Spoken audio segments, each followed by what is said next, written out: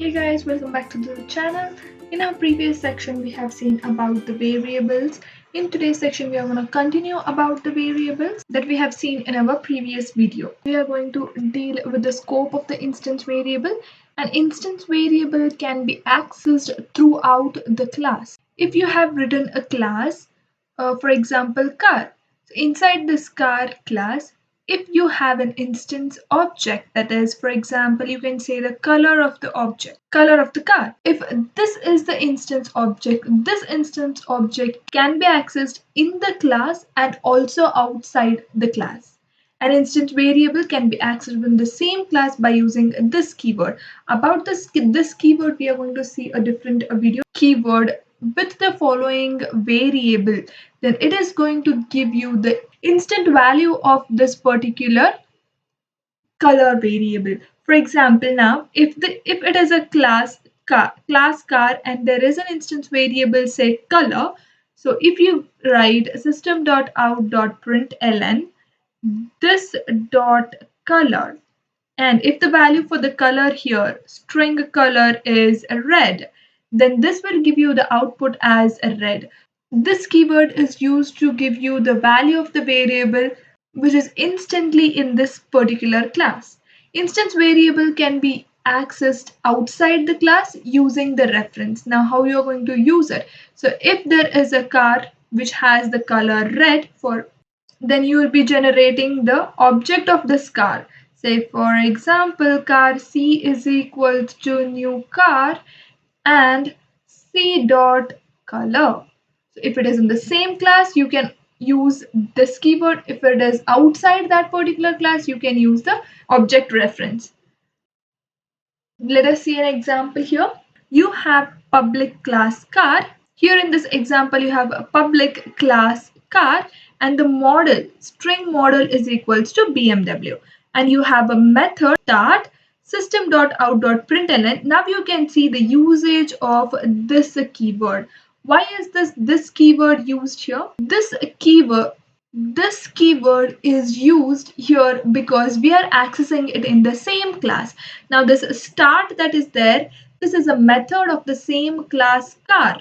If I want the value of the variable, which is instance variable here, so I'm using this dot model. So the value will be printed to me here as BMW.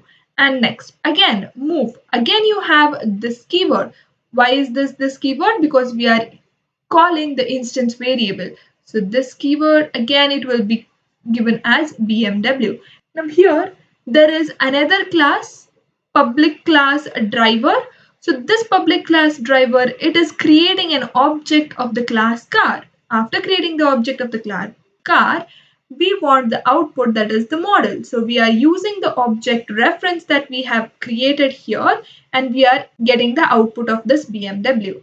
So you're going to get the output as a BMW. Let us just try this program in our Eclipse. Okay, let's create a new project, new Java project, instance variable. Next, finish. Don't create any source. Control N. You want a class. Name of the class, I'll give it as car. Okay, public class car.